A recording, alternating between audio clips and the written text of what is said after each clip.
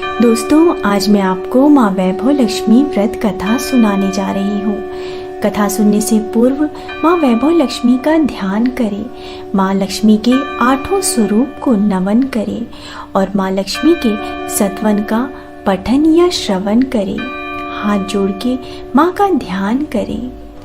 ओम या रक्तांबुजवासिनी विलसिनी चंडाशु तेजस्विनी या रक्तारुधिरांबरा हरिसखी या श्रीमन्नोलादिनी या रत्नाकर मंथनात् प्रकटितां विष्णु स्वागहिनी या मां पातु मनोरमा भगवती लक्ष्मीश्च पद्मावती।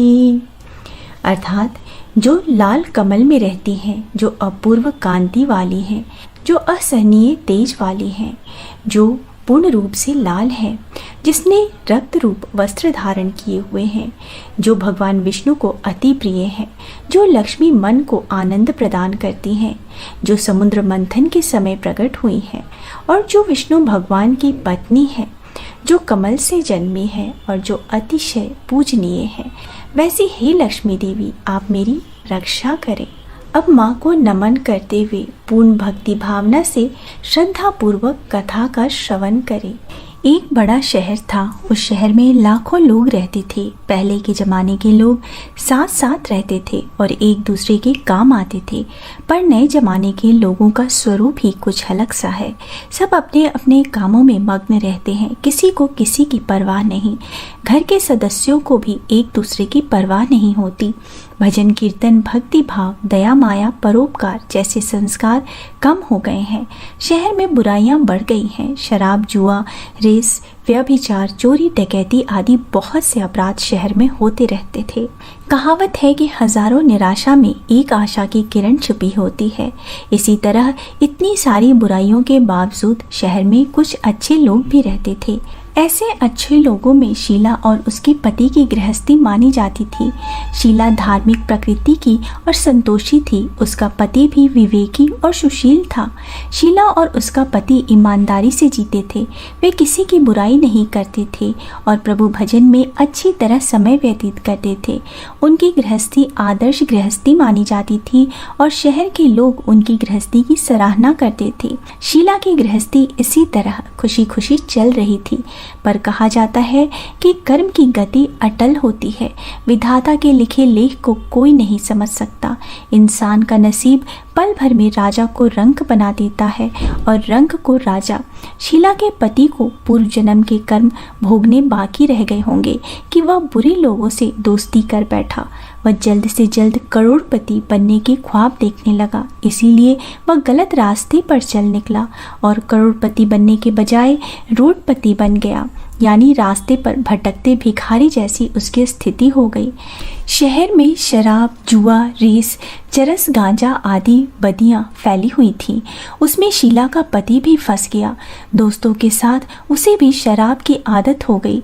जल्द से जल्द पैसे वाला बनने की लालच में दोस्तों के साथ रेस, जुआ भी खेलने लगा। इस तरह बचाई हुई धनराशि, पत्नी के गहने, सब कुछ रेस जुए में गंवा दिया। समय के परिवर्तन के साथ घर में दरिद्रता और भूखमरी फैल गई। सुख से खाने के बजाय 2 वक्त के भोजन के लाले पड़ गए और शीला को पति की गालियां खाने का वक्त आ गया। शीला सुशील और संस्कारी स्त्री थी। उसको पति के बर्ताव से बहुत दुख हुआ, किंतु वह भगवान पर भरोसा करके बड़ा दिल रखकर दुख सहने लगी। कहा जाता है कि सुख के पीछे दुख और दुख के पीछे सुख आता है, इसलिए दुख के बाद सुख आएगा ही। ऐसी श्रद्धा के साथ शीला प्रभु भक्ति में लीन रहने लगी।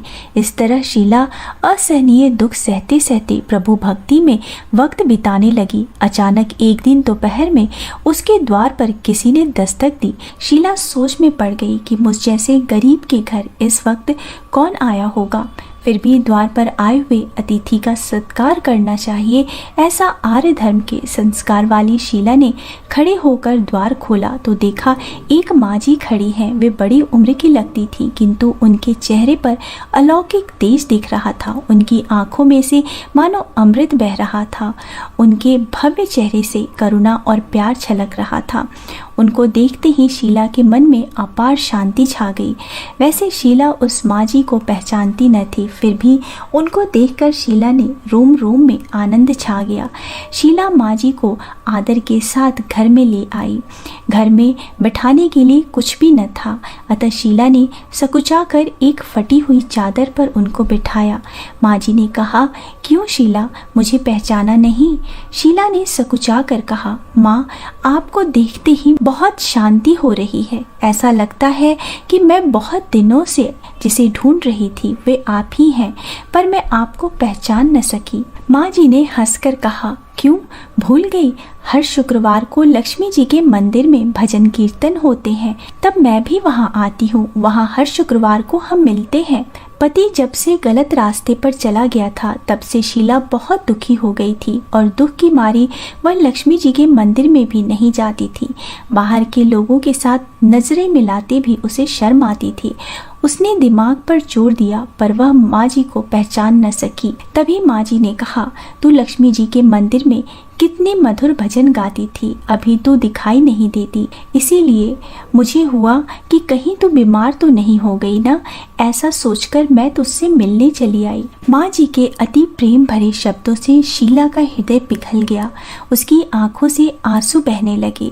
माँ जी के सामने वह बिलख बिलख कर रोने लगी। यह देखकर माँ जी शीला के नजदीक आई और उसकी सिसकती पीठ पर प्यार भरा हाथ फेर कर सांत्वना देने लगी।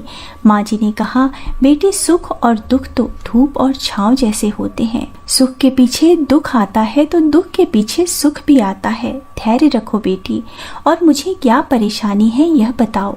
अपने दुख की बात मुझे सुनाओ, तेरा मन भी हल्का हो जाएगा और तेरे दुख का कोई उपाय भी मिल जाएगा। माँ जी की बात सुनकर शीला के मन को शांति मिली। उसने माँ जी से कहा, माँ, मेरी गृहस्थी में भरपूर सुख और खुशियाँ थी। मेरे पति भी सुशील थे। अचानक हमारा भाग्य हमसे रूठ गया। मेरे पति बुरी संगत में फंस गए और बुरी आदतों के शिकार हो गए तथा अपना सब कुछ गंवा बैठे तथा हम रास्ते के भिखारी जैसे बन गए। यह सुनकर माँ जी ने कहा, ऐसा कहा जाता है कि कर्म की गति न्यारी होती है। हर इंसान को अपने कर्म भुगतने ही पड़ते हैं, इसलिए तू चिंता मत कर। अब तू कर्म भुगत चुकी है, अब तुम्हारे सुख के दिन अवश्य आएंगे। तू तो माँ लक्ष्मी जी की भक्त है और माँ लक्ष्मी जी तो प्रेम और करुणा की अवतार हैं। वे अपने भक्तों पर हमेशा ममता करती हैं, इसलिए तू धैर्य रखकर माँ लक्ष्मी जी का व्रत कर, इससे सब कुछ ठीक हो जाएगा। माँ लक्ष्मी जी का व्रत करने की बात सुनकर शीला के चेहरे पर चमक आ गई। उसने पूछा, माँ लक्ष्मी जी का व्रत कैसे किया जाता है, वह मुझे समझाइए, मैं यह व्रत अवश्य करूंगी। माँ जी ने कहा, बेटी, माँ लक्ष्मी जी का यह व्रत बहुत सरल है। इसे वर लक्ष्मी या वैभव लक्ष्मी व्रत भी कहा जाता है। यह व्रत करने वाले की सब मनोकामनाएं पूर्ण होती हैं।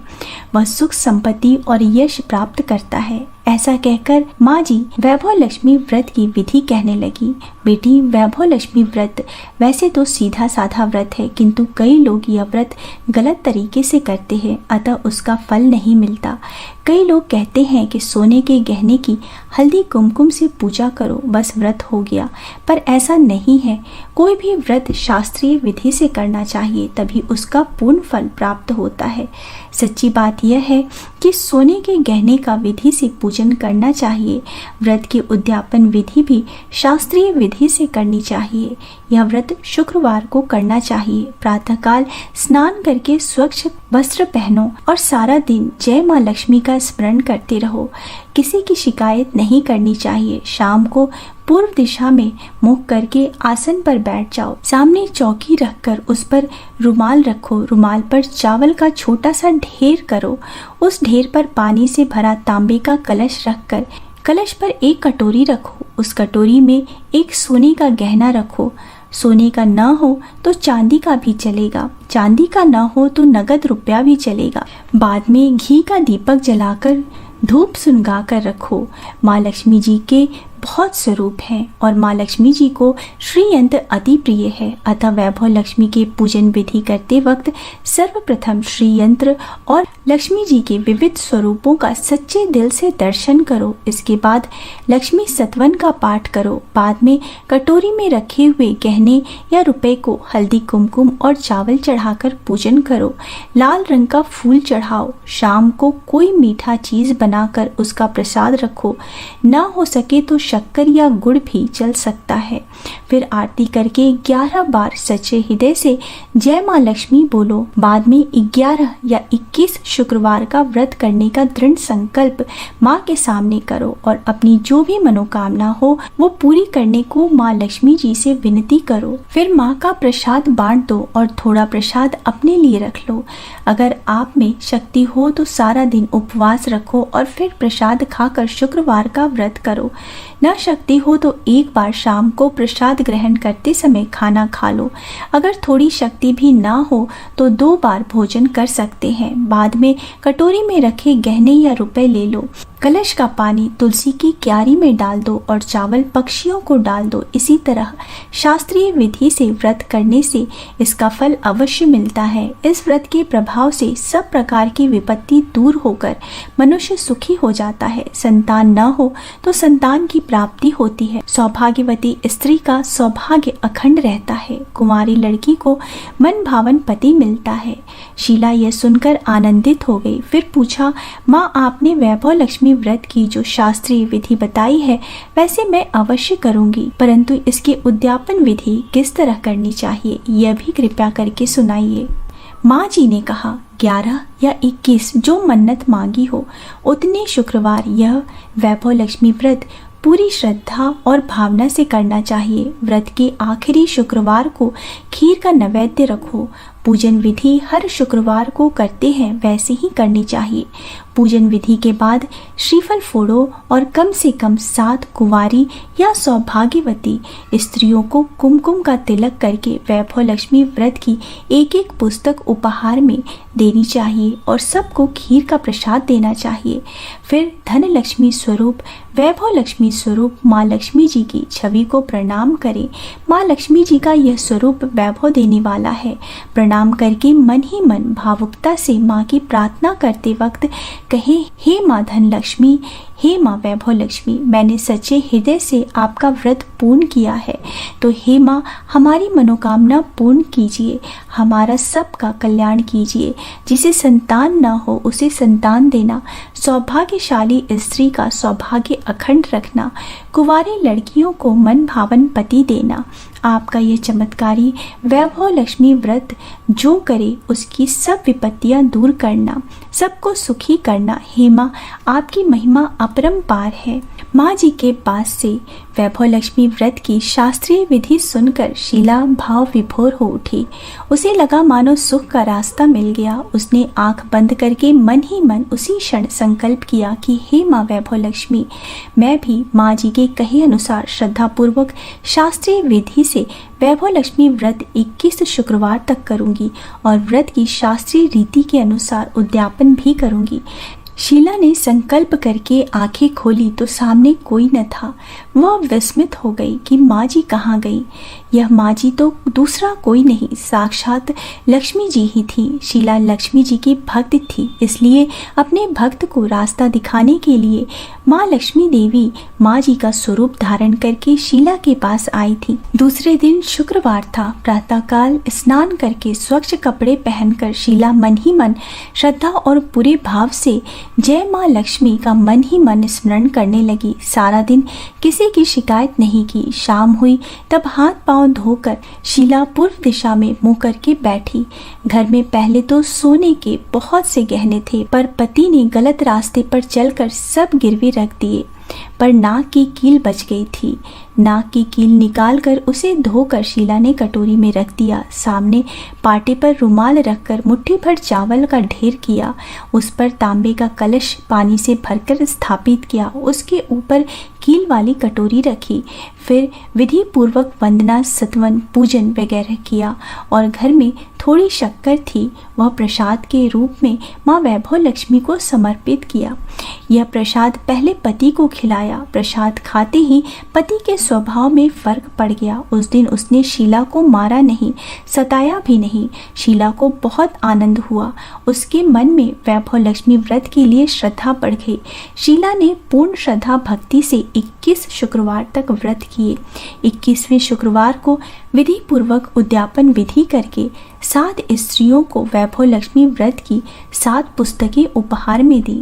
फिर माता जी के धन लक्ष्मी स्वरूप की छवि को वंदना करके भाव से मन ही मन प्रार्थना करने लगी। हे माँ धन लक्ष्मी, मैंने आपका वैभव लक्ष्मी व्रत करने की मन्नत मानी थी, वह व्रत आज पूर्ण किया है। हे माँ, मेरी हर विपत्ति दूर करो, हमारा सबका कल्याण करो। जिसे संतान ना हो उसे संतान देना, सौभाग्यवती स्त्री का सौभाग्य अखंड रखना, कुंवारी लड़की को मन भावन पति देना। जो कोई आपका यह चमत्कारी वैभव लक्ष्मी व्रत करे उसकी सब विपत्ति दूर करना, सबको सुखी रखना। हे माँ, आपकी महिमा अपरंपार है। ऐसा बोलकर लक्ष्मी जी के धन लक्ष्मी स्वरूप की छवि को प्रणाम किया। इस तरह शास्त्रीय विधि से शीला ने श्रद्धा से व्रत किया और तुरंत ही उसे फल मिला। उसका पति सही रास्ते पर चलने लगा और अच्छा आदमी बन गया तथा कड़ी मेहनत से व्यवसाय करने लगा। धीरे धीरे समय परिवर्तित हुआ और उसने शीला के गिरवी रखे गहने छुड़ा लिए। घर में धन की बाढ़ सी आ गई। घर में पहले जैसे सुख शांति छा गई। वैभव लक्ष्मी व्रत का प्रभाव देखकर मोहल्ले की दूसरी स्त्रियां भी शास्त्रीय विधि से वैभव लक्ष्मी का व्रत करने लगी। हे माँ वैभव लक्ष्मी, आप जैसे शीला पर प्रसन्न हुई उसी तरह आपका व्रत करने वाले सब पर प्रसन्न होना, सबको सुख शांति देना।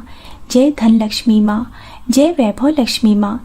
नमस्ते तु महामाये श्री पीठेश्वर पूजिते, शंख चक्र गदा हस्ते महालक्ष्मी नमोस्तुते। सभी जन मिल के बोलो माँ लक्ष्मी की जय, माँ वैभव लक्ष्मी की जय, श्री लक्ष्मी नारायण की जय।